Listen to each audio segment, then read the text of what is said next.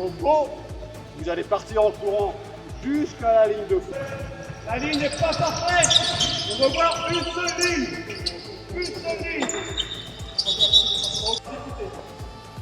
Parce que si vous n'écoutez pas les consignes et que...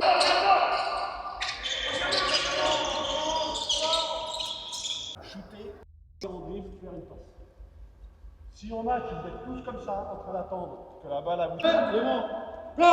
Il sera, Maurice,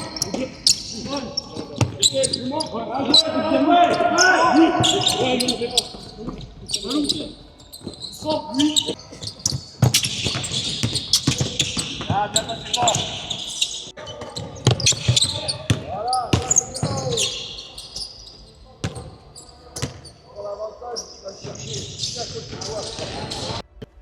2 contre 2. Le départ, c'est le coach qui donne le départ. Les attaquants, le premier joueur qui va recevoir la balle, il doit avoir le pied sur la raquette. Vous jouez 2 contre 2 à l'intérieur de la raquette, sur ce panier-là. Interdit de dribbler. Allez, conseillers. Vous vous débrouillez. Si vous mettez le panier, vous avez le nombre de points. Ce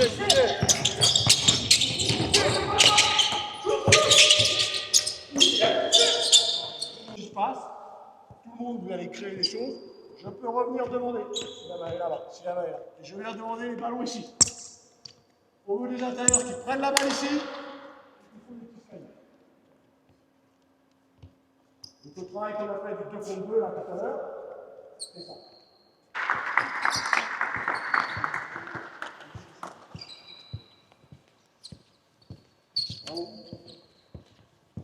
Deux choses exactement.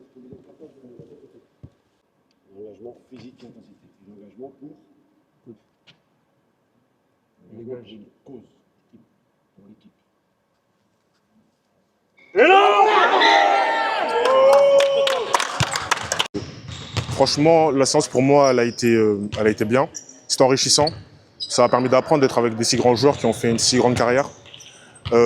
Pour moi et mes coéquipiers, je pense que ça nous a beaucoup aidé dans la concentration, être concentré tout le temps parce qu'il y avait beaucoup de consignes et ça nous a aidé à être concentré, à pas être que sur les aspects du jeu mais aussi à apprendre à écouter et à appliquer les consignes.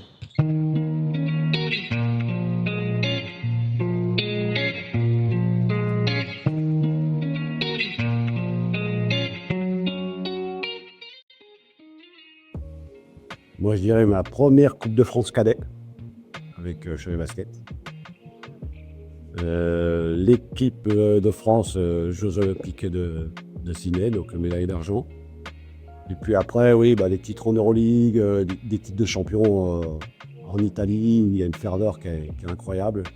Et si j'ai vraiment un titre, ça serait le titre d'Euroleague contre le titre d'Euroleague de 2001. En fait, il y avait une séparation entre la FIBA et l'Euroleague, je crois, la Super League, et voilà.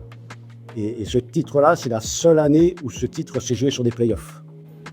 Je rencontre souvent ma fille qui est à l'ETSEP, je rencontre souvent des gamins qui se blessent à l'ICEP.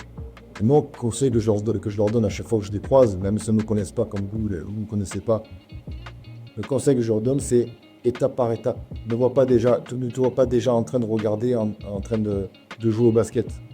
C'est trop long, tu deviens fou. C'est des étapes par étape. Et après, pour la question de savoir quand on n'est pas bon ou peut-être on a du mal à être dedans, pour moi, il n'y a pas de secret. Il faut aller sur le terrain. Il faut aller s'entraîner. Il faut rien jeter, rien dire, et pas mettre, mais pas on.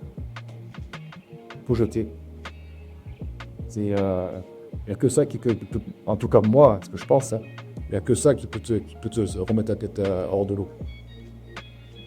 Le travail avec les éducateurs, tout ce que tu n'as pas l'habitude de faire, faut que ça en fait, tout ce que tu fais pour l'entraînement, il faut que ça devienne automatique. Pour que ça devienne automatique, il faut répéter les choses. Sincèrement, il n'y a pas grand-chose qui change. C'est seulement en fait que ce soit la préparation physique. Alors avant on faisait ci, maintenant on ne le fait plus parce que on s'entraîne un peu moins parce qu'il faut faire attention. Pour moi, si tu veux être bon, tu s'entraîner.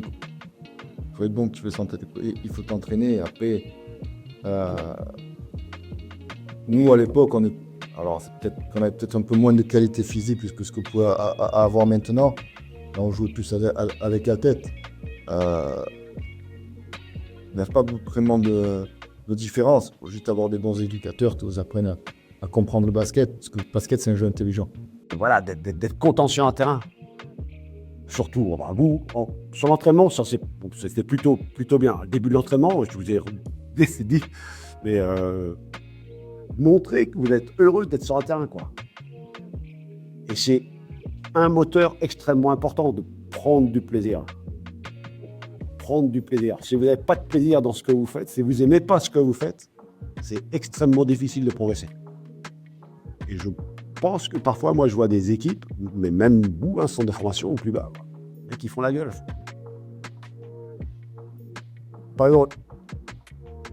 Pas heureux. Donc, il y a vraiment, si vous n'êtes pas heureux, il y a besoin de se poser la question pourquoi, comment, qu'est-ce que je peux faire pour pouvoir prendre du plaisir quand je joue. Et prendre du plaisir en jouant, c'est pas seulement mettre des paniers. C'est ce que je pense qu'on a essayé de vous transmettre sur le terrain.